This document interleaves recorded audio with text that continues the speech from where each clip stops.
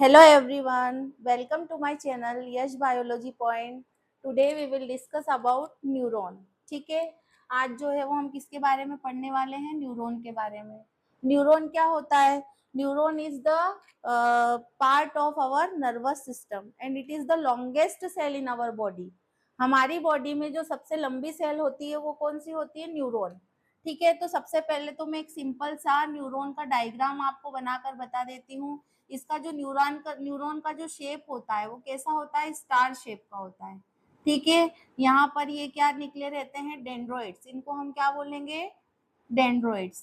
ठीक है, और न्यूरॉन का जो सबसे लॉन्गेस्ट पार्ट होता है उसको हम क्या बोलते हैं? एक्सोन। और लास्ट में यहाँ पर क्या रहती है? नर्व। Nerve ending. ठीक है, एक न्यूरॉन खत्म होते ही यहाँ पर दूसरा न्यूरॉन शुरू हो जाता है। मतलब ये जो न्यूरॉन होता है ये हमारे पूरे मैसेज जो है वो ब्रेन तक ले जाने का काम किसका होता है? न्यूरॉन का। इसीलिए हम इसको बोलते हैं it is the part of our nervous system and it is the longest cell in our body. सबसे लंबी सेल की अगर हम बात करें तो वो कौन सी होती है? न्यूरॉन होती है। तो न्यूरॉन के कितने पार्ट्स होते हैं? ये क्या है? डेंड्रोइड्स। ठीक है, जो ब्रांचेस निकली रहती है उसको हम क्या बोलेंगे? डेंड्रोइड्स। ये यहाँ पर इसका क्या है? न्यूक्लियस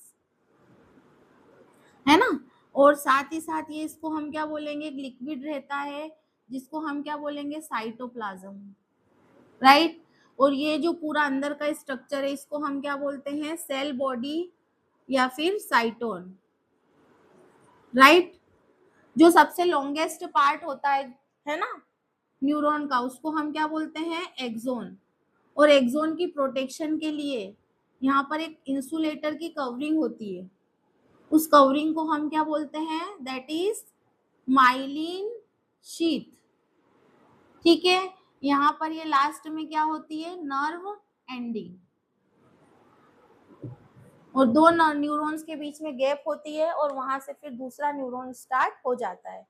तो ये किसका डायग्राम बना के बताया मैंने? न्यूरॉन का। ये बहुत इंपॉर्टेंट है, यहाँ से क्वेश्चन आता है। तो यहाँ पर टोटल न्यूरॉन के कितने पार्ट्स होते हैं? मेन पार्ट्स 3 होते हैं। पहला कौन सा होता है? Cell body. दूसरा dendrites and third is axon. अगर फोर्थ की बात करें तो वो क्या हो गया? Nerve ending. तो यहाँ पर जो मैसेज होते हैं वो कैसे ट्रांसफर होते हैं, ब्रेन तक कैसे पहुंचते हैं? देखो क्या होता है कि सबसे पहले तो ये जो डेंड्राइट्स होता है, डेंड्रोइड्स का काम क्या होता है? डेंड्रोइड्स जो होता है वो इंफॉर्मेशन को रिसीव करता है ना। Receive information from the outside. मतलब आउटसाइड से जितनी भी इंफॉर्मेशन है उनको कौन लेता है? डेंड्रोइड्स। ठीक है, in the form of chemical. जो केमिकल सिग्नल्स होते हैं वो आउटसाइड। आउटसाइड मतलब कि एक न्यूरॉन के बाद दूसरा न्यूरॉन रहता है तो पहले से ही इसके आगे भी न्यूरॉन होगा।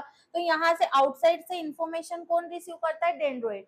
तो डेंड्रोइड का काम क्या होता है कि जो भी इम्पल्सेस है, जो भी इंफॉर्मेशन है उनको रिसीव करता है in the form of chemical. अब ये डेंड्रोइड जो है वो इसने सिग्नल्स को या इंफॉर्मेशन को रिसीव किया और किसको दे दिया? सेल बॉडी को। सेल बॉडी में क्या होता है? साइटोप्लाज्म रहता है और यहाँ पर क्या रहता है? न्यूक्लियस भी रहता है। ठीक है, तो यहाँ पर जो भी केमिकल सिग्नल्स थे वो सेल बॉडी में जाकर के किस में चेंज हो जाते हैं? इलेक्ट्रिकल सिग्नल्स में। किस में चेंज हो जाते हैं? इलेक्ट्रिकल सिग्नल्स में। जो केमिकल सिग्नल्स होते हैं वो change into the electrical signals. Right. तो सेल बॉडी ने अब सेल बॉडी से जो इलेक्ट्रिकल इम्पल्सेस है उनको कौन रिसीव करेगा? एक्सोन। तो एक्सोन क्या करेगा? इन सिग्नल्स को रिसीव करेगा। इलेक्ट्रिकल सिग्नल्स या इलेक्ट्रिकल इम्पल्सेस को कौन रिसीव करेगा? एक्सोन। और कहाँ लेकर के जाएगा? Away from the cell body. Cell body से दूर लेकर के जाएगा। मतलब यहाँ से इंफॉर्मेशन यहाँ तक जाएगी। कहाँ तक जाएगी? नर्व एंडिंग तक। ठीक है, तो मैंने आपको सबसे पहले क्या बताया? डेंड्रोइड्स। डेंड्रोइड्स का काम क्या होता है कि जो भी इंफॉर्मेशन होती है फ्रॉम द आउटसाइड या फ्रॉम द सराउंडिंग, सराउंडिंग से लेता है in the form of chemical signals और कहाँ पर भेज देता है? सेल बॉडी में and send into the cell body. अब सेल बॉडी का काम क्या होता है, जो सेल बॉडी है वहां पर एक न्यूक्लियस होता है। सेल बॉडी जो होती है वो जो भी केमिकल सिग्नल्स है उनको चेंज कर देता है, किसमें, इलेक्ट्रिकल सिग्नल्स में। और फिर वही इलेक्ट्रिकल सिग्नल्स या इम्पल्सेस को कौन रिसीव करता है, axon. Axon is the longest part of the neuron and it receives impulses and away लेकर के कहा जाएगा, away from the cell body, cell body से दूर लेकर के जाएगा, कहाँ तक, नर्व एंडिंग तक। ठीक है, तो अब क्या होता है भाई, ये इलेक्ट्रिकल सिग्नल्स यहाँ से जा रहे हैं, मान लो कि ये इलेक्ट्रिकल सिग्नल्स ट्रेवल हो रहे हैं। केमिकल सिग्नल से इलेक्ट्रिकल सिग्नल्स में हमने क्यों इनको चेंज किया, मतलब क्यों चेंज होते हैं ये, क्योंकि जो केमिकल सिग्नल्स होते हैं वो इतने फास्ट ट्रेवल नहीं कर सकते, है ना। तो यहाँ पर जो इलेक्ट्रिकल सिग्नल्स है वो बहुत फास्ट जो है वो जाते हैं, इंस्टेंट काम होता है, इसीलिए वो किस में चेंज हो जाते हैं, इलेक्ट्रिकल सिग्नल्स में। अब ये एक्सॉन से इलेक्ट्रिकल सिग्नल्स जो है वो ट्रेवल कर रहे हैं, मतलब इलेक्ट्रिकल इंपल्सेस ट्रेवल कर रहा है ना। तो इसकी प्रोटेक्शन के लिए, भाई ये इलेक्ट्रिकल है तो बीच बीच में शॉक भी तो लग सकता है ना, तो इस शॉक से बचाने के लिए इंसुलेटर की तरह काम करने के लिए एक कवरिंग होती है, and this covering is known as myelin sheath. मतलब what is the function of myelin sheath, act as a insulator to protect the axon. ठीक है, एक्सॉन को प्रोटेक्ट करती है ताकि उसको शॉक ना लगे। और सारे के सारे इलेक्ट्रिकल सिग्नल्स कहाँ तक चले जाते हैं, नर्व एंडिंग तक। अब नर्व एंडिंग देखो भाई, एक न्यूरॉन से दूसरे न्यूरॉन के बीच में गैप होती है, जैसे एक न्यूरॉन खत्म होता है दूसरा न्यूरॉन स्टार्ट हो जाता है। दूसरा न्यूरॉन मतलब हमारी पूरी बॉडी में क्या है, न्यूरॉन्स है ना, जो मैसेज को ट्रेवल करवाते हैं। तो एक न्यूरॉन से दूसरे न्यूरॉन के बीच में गैप होती है, and this gap is known as synapse, और इस गैप को हम क्या बोलेंगे, साइनेप्स। ठीक है, तो ये जो इलेक्ट्रिकल सिग्नल है ये गैप को थोड़ी ना पार कर पाएंगे, है ना, क्योंकि यहाँ पर बीच में गैप है, तो ये इलेक्ट्रिकल सिग्नल्स गैप को फुलफिल नहीं कर सकते। तो नर्व एंडिंग तक आते आते जो यहाँ पर इलेक्ट्रिकल सिग्नल्स होते हैं वो किस में चेंज हो जाएंगे, वापस केमिकल सिग्नल्स में, है ना। जो इलेक्ट्रिकल सिग्नल्स है वो किस में चेंज हो जाएंगे, केमिकल सिग्नल में, है ना। यहाँ पर इसका एक एग्जाम्पल आता है एसिटिल कोलिन, केमिकल सिग्नल का एक एग्जांपल है यहाँ पर एसिटिल कोलिन। तो यहाँ पर यहाँ तक आते आते जो इलेक्ट्रिकल सिग्नल्स है वो किस में चेंज हो जाएंगे, केमिकल सिग्नल में।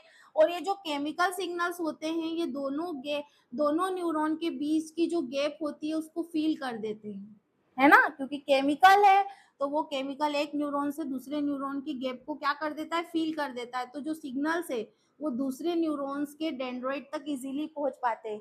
इसीलिए तो जो है वो हम डेंड्रोइट्स जो है वो क्या करता है, इंफॉर्मेशन को या इम्पल्सेस को रिसीव करता है फ्रॉम दी अदर न्यूरॉन या from the outside in the form of chemical signal, क्योंकि यहाँ पर इलेक्ट्रिकल सिग्नल काम नहीं कर पाएगा क्योंकि दोनों के बीच में क्या है, गैप है। इसीलिए यहाँ पर केमिकल सिग्नल जो है वो चेंज हो जाएंगे केमिकल सिग्नल में, और फिर जो दूसरा न्यूरॉन है उसका जो डेंड्राइट वाला पार्ट है वो इन सिग्नल्स को या इन इम्पल्सेस को रिसीव कर लेगा। ठीक है, तो this is all about the neuron. अभी मैं एक बार फिर से आपको रिवाइज करवा देती हूँ क्योंकि this is the main part of this chapter. ठीक है, तो यहाँ पर ये न्यूरॉन का सिंपली सा डायग्राम आपको दे दिया जाएगा, मतलब यहाँ पे लेबल करने के लिए आता है ना। तो क्या फंक्शन, ये डेंड्रोइड्स है, ये ब्रांचेस, इसका शेप कैसा होता है, स्टार शेप होता है। It is the longest cell in our body. Dendroid का काम क्या होता है, इंफॉर्मेशन को रिसीव करता है from the outside in the form of chemical signal and send into the cell body. Right, cell body का काम क्या होता है, यहाँ पर कुछ मतलब कि प्रोसेस चलती है जिसकी वजह से वो हमको अभी नहीं पढ़ना है।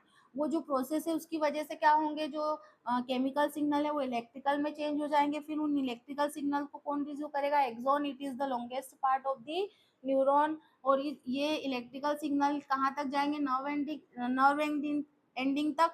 और इसको बीच बीच में प्रोटेक्शन के लिए यहाँ पर माइलिन शीट होती है। So myelin sheath act as a insulator to protect the axon from the mechanical shock. ठीक है, यहाँ तक जाएगी और यहाँ फिर वापस से जो है वो सिग्नल किस में चेंज हो जाएंगे, केमिकल में। एंड क्वेश्चन यहाँ पर एक फिल इन द ब्लैंक्स है कि दो न्यूरॉन्स के बीच की गैप को क्या कहते हैं, तो दैट इज साइनेप्स। तो यहाँ तक आते आते इलेक्ट्रिकल सिग्नल केमिकल में चेंज हो जाएंगे और फिर उनको जो है वो दो न्यूरॉन के बीच की गैप फुलफिल हो जाएगी। तो this is all about the neuron. ठीक है, तो अगर मेरी वीडियो आपको अच्छी लगी हो तो please like, share and subscribe. ठीक है, so thank you and have a nice day.